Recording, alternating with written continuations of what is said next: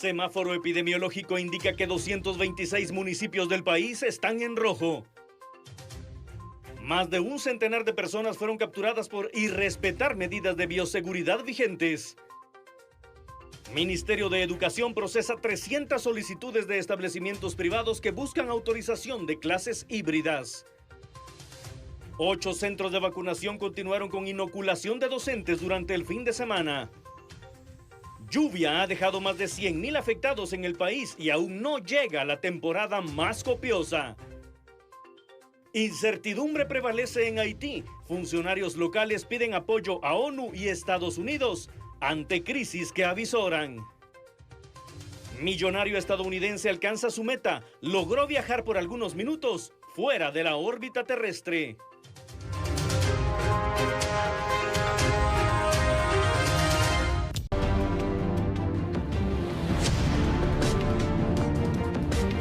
Hablamos ahora del COVID-19. Vea usted, el 66% de los municipios de Guatemala están en alerta roja, según la última actualización del tablero respectivo del Ministerio de Salud Pública y Asistencia Social.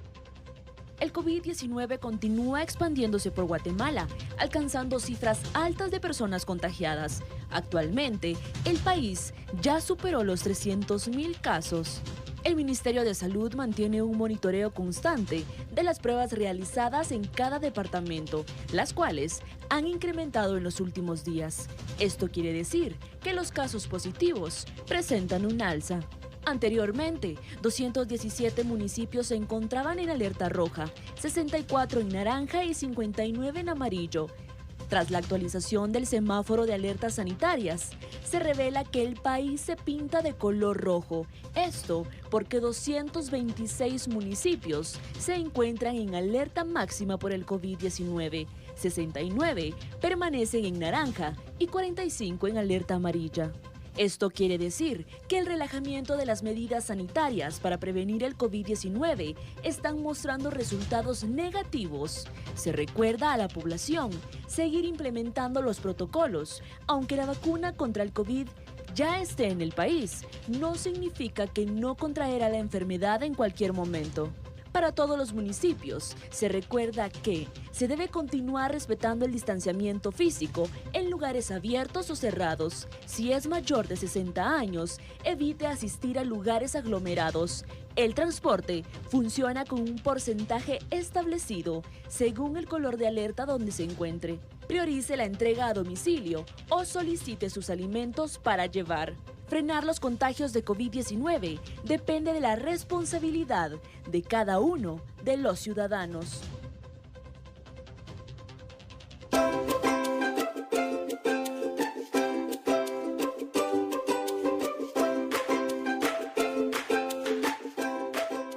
El Ministerio de Educación continúa procesando solicitudes de establecimientos privados para brindar clases presenciales en alerta roja sanitaria.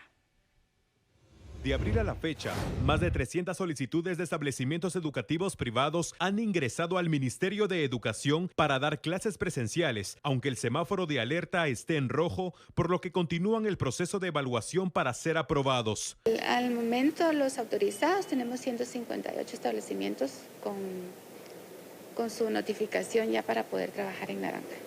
158 parte de los 300. De las solicitudes generales, esos son los que tenemos autorizados al momento. Estamos manejando esa totalidad que se menciona, alrededor de 300 que van siendo trasladadas al Ministerio de Salud para el procedimiento que ha sido definido. El dictamen continúa a cargo del Ministerio de Salud Pública, que realiza evaluaciones presenciales en los establecimientos para verificar que cumplan con las medidas de prevención y evitar el contagio del coronavirus. 5 laboratorios de vacunación funcionaron este fin de semana y pertenecen al Instituto Guatemalteco de Seguridad Social y está funcionando uno de ellos en la Universidad de San Carlos de Guatemala.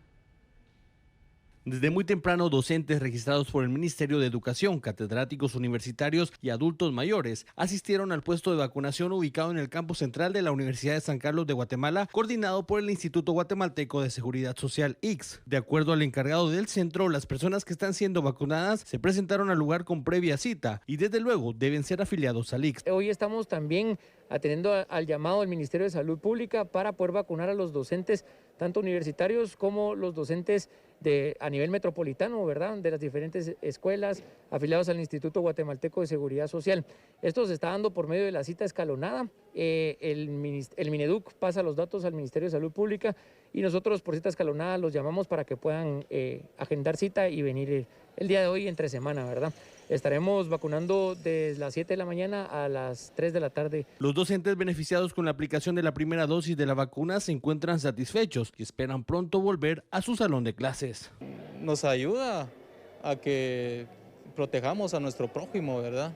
Y ahí sí que cuando a la persona se le dé la oportunidad que le entre, ¿va?, a la vacuna que se le ponga enfrente, porque yo pienso que todos tienen temor, pero es bueno que lo hagamos para que así Guatemala salga adelante, ¿verdad? Y evitamos esa ola. Es bendición, gracias a Dios que se está permitiendo esto, ¿verdad? Y primero Dios que también sigan con los que faltan, ¿verdad?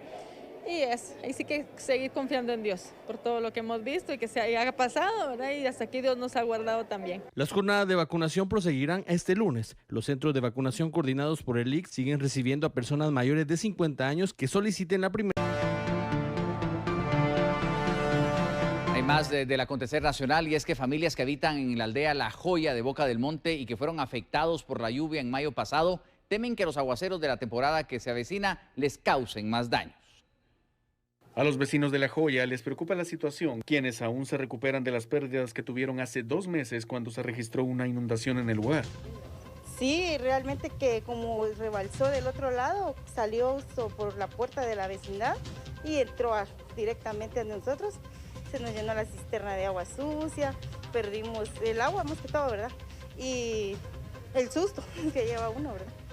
Pues de mis nietos se perdió una computadora, un aparato de sonido y bastantes cositas que tenían ellos ahí, toda su ropa, el niño de 15 años, se le fue toda porque la tenía abajo.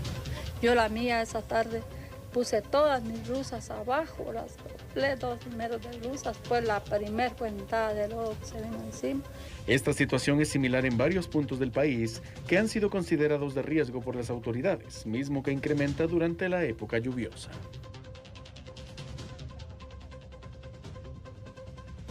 Más de 100,000 personas han salido afectadas por las fuertes lluvias de meses pasados, y esto en todo el país.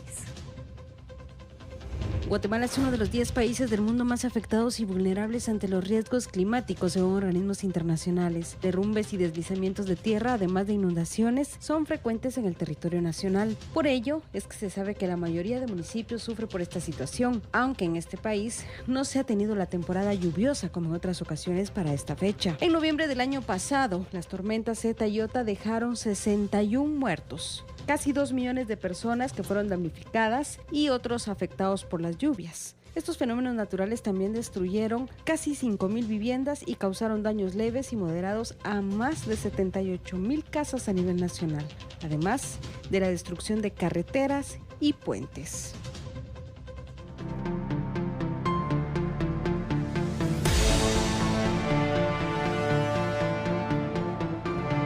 En relación al clima hay 2 escenarios. Mientras hay familias que tienen daños a causa de las lluvias, también existen otros grupos de la población que se ven afectados por la canícula. He preparado 3 escenarios de recomendaciones, precisamente por lo que hemos mencionado. Si son lluvias arriba de lo normal, nosotros estamos mencionando al sector agrícola no sembrar en zonas inundables como las orillas de ríos y alrededores de ciguanes. En zonas pendientes superiores al 12% recomendamos siempre mantener la cobertura y realizar prácticas de conservación de suelo para evitar los procesos de erosión. Mantener en buen estado la red de drenajes para favorecer la evacuación de excesos de agua presentados por alta precipitación y aprovechar las buenas condiciones de humedad para realizar fertilizaciones y control de malezas. Al sector pecuario siempre cuidar a los animales y moverlos a los lugares altos y seguros y establecer los planes de prevención, pues la salud de los animales también es importante. En el caso de las zonas con lluvias normales, pues se recomienda al sector agrícola limpiar los sistemas de captación de agua. Es importante recordar que hay que aprovechar, captar agua para las temporadas en las cuales en algunas zonas sea escasa. Implementar estructuras de conservación de suelo para prevenir la erosión hídrica, y para las regiones que tendrán la presencia de canícula o déficit hídrico, pues recomendamos implementar estructuras de cosecha de agua. De este modo se captan las lluvias intensas para esas temporadas secas, cubrir el suelo siempre con material orgánico para mantener la humedad en el suelo y aplicar antes de las 9 de la mañana pues el tema del riego. Queremos tomar en cuenta esto. Según autoridades del Ministerio de Agricultura, Ganadería y Alimentación, han reportado daños en cultivos, pero han sido temporales. Por ejemplo, en Totonicapán, la caída de granizo afectó las hojas de maíz, pero se lograron recuperar en cerca de 5 días. De momento han monitoreado 18.700 hectáreas de cultivo que podrían resultar afectados por las lluvias. Entre estos están los granos básicos como el maíz y el frijol, café, cardamomo, palma africana, hule y caña de azúcar.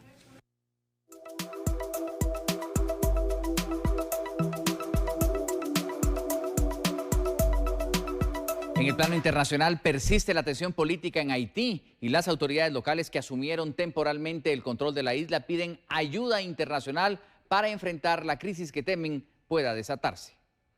Cientos de haitianos buscaron consuelo en la oración del domingo en los servicios religiosos, mientras la lucha por el poder político amenazaba con desestabilizar aún más su frágil nación luego del asesinato del presidente Jovenel Moïse. Los líderes de las iglesias católica y protestante pidieron a la gente calma y fuerza a medida que crece la ansiedad sobre el futuro y las autoridades no dan respuestas o teorías sobre quién fue el autor del asesinato perpetrado por un grupo de hombres armados a primera hora del miércoles en la casa del presidente. La primera dama Martine Moïse resultó herida de gravedad y fue trasladada a Miami para recibir atención médica. Las autoridades han detenido a por lo menos 19 sospechosos, de los cuales 17 son colombianos y 2 son haitiano-estadounidenses. Al menos otros 3 fallecieron tras ser baleados por la policía y 6 están prófugos, informó el gobierno. Los fiscales han pedido a políticos importantes como el candidato presidencial y el expresidente del Senado que se reúnan con las autoridades para ser interrogados mientras continúan con la investigación. Las autoridades también planean interrogar por lo menos a 2 miembros del cuerpo de seguridad de Moïse. El primer ministro interino, Claudette Joseph, dirige actualmente Haití con la ayuda de la policía y el ejército, pero enfrenta crecientes desafíos a su poder. Ariel Henry, a quien Moïse designó como primer ministro en la víspera de su asesinato, se considera el primer ministro legítimo, una afirmación respaldada por un grupo de legisladores que son miembros del partido Tête Calais, al cual pertenecía Moïse. Ese grupo también respalda a Joseph Lambert, presidente del desmantelado Senado de Haití, como presidente provisional de la nación. Haití, que cuenta con una población de más de 11 millones de personas, tiene apenas 10 funcionarios electos, luego de que no pudo celebrar elecciones parlamentarias, lo que provocó que Moïse dirigiera la nación por decreto durante más de un año hasta su muerte. Aunque las calles estaban tranquilas el domingo, los funcionarios temen sobre lo que le depara el futuro y han pedido a Estados Unidos y a la ONU ayuda militar. Este domingo se registró una emergencia aérea en la pista Caovanal de Guanagasapa, Escuintla, según el director de Aeronáutica Civil, Francis Argueta. Se trata de una aeronave Cessna 172 con matrícula TGKEI en pista. El director dijo que los pilotos Emilio Villacorta y Alberto Arenales salieron ilesos y que al momento se investigan las causas de esta emergencia. Un aterrizaje forzoso se habría registrado ahí en la pista del Caovanal, ubicada en Guanagasapa, Escuintla, según las imágenes también que tenemos en pantalla y que fueron difundidas por el propio director de Aeronáutica Civil, Francis Argueta. Los afectados fueron Emilio Villacorta y Alberto Arenales, pilotos de esta aeronave, una emergencia aérea hoy en nuestro país. Vamos a hacer una pausa comercial, volveremos de inmediato, tenemos mucha más información. Estamos de regreso con las noticias. Hablamos ahora de la tumba de Carla Canté. La joven asesinada el lunes recién pasado fue profanada en Jalapa. Los crímenes de esta semana contra las mujeres han sido impactantes, sobre todo por la forma en que las mataron, pero lo que más llama la atención es que profanen la tumba de una de ellas, la joven asesinada en Jalapa. Definitivamente que estamos ante crímenes contra la mujer, son crímenes de género contra la mujer. Este tema de la profanación es algo que rompe todavía mucho más fuerte estas agresiones, ¿verdad? O nos hacen ver una situación que ya se sale de control. Existe la duda a nivel científico de un posible arrepentimiento del victimario. Me impactó mucho la noticia cuando vi lo de la profanación porque pues pensé en el círculo de la violencia. Y en el arrepentimiento probablemente del agresor, no lo sé, en ese círculo de violencia donde él está involucrado. Eso no significa que ese arrepentimiento sea genuino, sino que significa que solo nada más está corriendo el círculo de la violencia. Aunque también hay posibilidad del sincretismo, sobre todo en un país como el nuestro, donde se creen cuestiones paranormales. Además, este hecho lo importante es dar con el paradero del responsable del crimen, el cual ya está en fase de investigación. Por cierto, uno de los senadores de los Estados Unidos que conformó la delegación que recientemente visitó nuestro país ve con suma importancia la protección de la mujer en los contextos de seguridad, prosperidad y gobernanza. El senador demócrata de Nuevo México, Ben Ray Luján, indicó en la reunión de alto nivel con autoridades guatemaltecas la importancia que tiene proteger a la mujer en el contexto de seguridad, prosperidad y gobernanza. El congresista norteamericano formó parte de la visita bipartidista que realizaron 6 senadores estadounidenses a Guatemala. Tenemos que fortalecer la protección a la mujer de la violencia. Tenemos que fortalecer el acceso de salud y oportunidades económicas. Y busco poder continuar con esas conversaciones con los líderes guatemaltecos. Los Estados Unidos y Guatemala son pueblos amigas y hoy tenemos la oportunidad de trabajar juntos para abordar nuestros retos migratorios y de la seguridad. En nuestra reunión con el presidente hablamos del papel que nuestras naciones deben jugar para abordar las orígenes de inmigración de Guatemala y de región. Tenemos que hacer más para ayudar y trabajar por la protección, la salud y seguridad de las mujeres. Y espero continuar nuestras conversaciones con líderes de Guatemala. La visita bipartidista que realizan los senadores estadounidenses estuvo conformada por 3 republicanos y 3 demócratas de los comités de Relaciones Exteriores, Finanzas y Asignaciones del Senado de los Estados Unidos.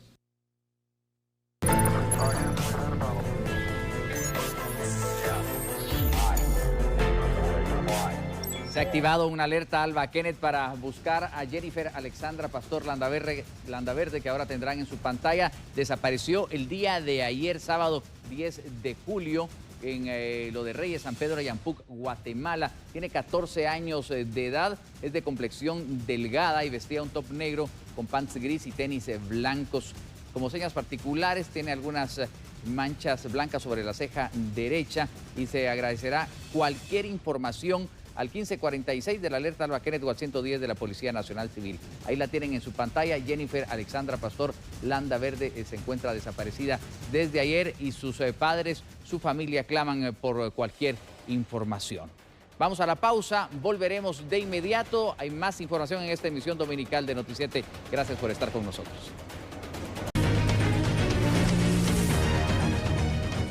El Consejo Interinstitucional para la Prevención, Combate a la Defraudación Fiscal y Contrabando Aduanero rindió un informe sobre las acciones ejecutadas en junio.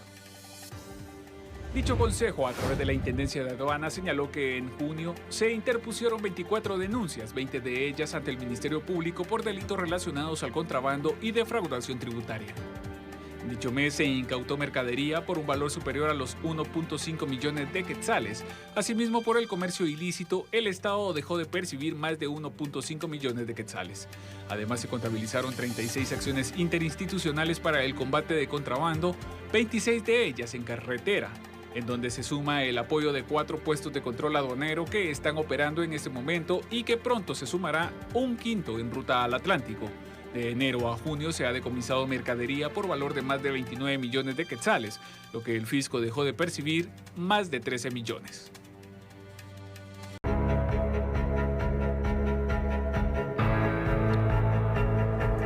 nuestro punto final de esta noche le podríamos titular "El futuro ya está aquí", ya que un multimillonario pudo crear su propio avión espacial y junto a otras personas cumplió su sueño de salir de la atmósfera terrestre y contemplar nuestro planeta desde el espacio. Vea usted.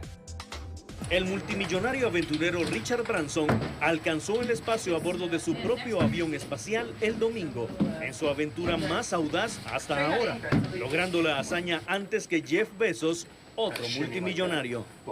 Branson, de casi 71 años, y 5 compañeros de tripulación de su empresa de turismo espacial, Virgin Galactic, alcanzaron una altitud de aproximadamente 88 kilómetros sobre el desierto de Nuevo México, lo suficiente para experimentar de 3 a 4 minutos de ingravidez y ver la curvatura de la Tierra.